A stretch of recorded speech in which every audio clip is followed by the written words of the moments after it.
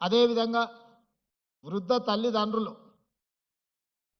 వాళ్ళ రెక్కల కష్టం, వాళ్ళ రక్తాన్ని చెమటగా మార్చి తమ పిల్లల్ని తాము తిన్నా తినకపోయినా రూపాయి రూపాయి కూడబెట్టి వాళ్ళకు ఆస్తులు కానీ విద్యలు కానీ అన్నిటిని అందిస్తే వాళ్ళు వయసు మీద పడ్డప్పుడు కొంతమంది ఆ తల్లిదండ్రులను నిర్లక్ష్యం చేస్తున్నారు.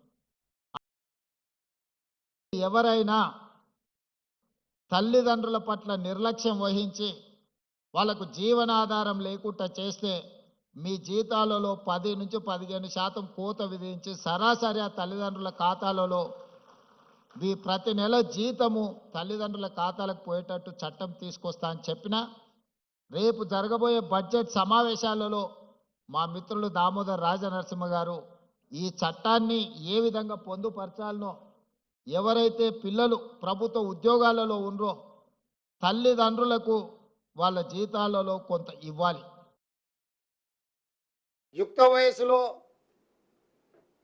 సంసారాన్ని నడపాల్సిన తండ్రిని కోల్పోతే కుటుంబాన్ని నడిపేది కుటుంబంలో పెద్దన్నని. ఈరోజు మన ప్రభుత్వానికి పెద్ద దిక్కు ఉండాల్సిన ఆయన ఈ ప్రభుత్వానికి పెద్ద దిక్కు లేనంత పరిస్థితి కల్పించేసి హాయిగా పోయి హ్యాపీగా ఫామ్ హౌస్లో ఉన్నాడు. ఇక సోదరుడిగా నేను మీ దగ్గరకు వచ్చిన ఈ సమస్యల్ని, ఈ అప్పులను, వీటన్నిటిని కూడా బాధ్యతాయుతంగా నెరవేర్చడానికి నిరంతరం పనిచేస్తున్నాం. ప్రధానమైన కారణం ప్రభుత్వ ఉద్యోగస్తులే. మేమందరం కలిస్తే ఎంతమంది? 119 మంది ఎమ్మెల్యేలు, 17 మంది ఎంపీలు, 40 మంది ఎమ్మెల్సీలు. ఇంతే కదా మేము అందరం కలిసి ఉద్యోగస్తులము. ఎంత అయినరు? 200 కూడా కాలే. కానీ రాష్ట్రాన్ని నడిపేది 10.5 లక్షల మంది ప్రభుత్వ ఉద్యోగస్తులు.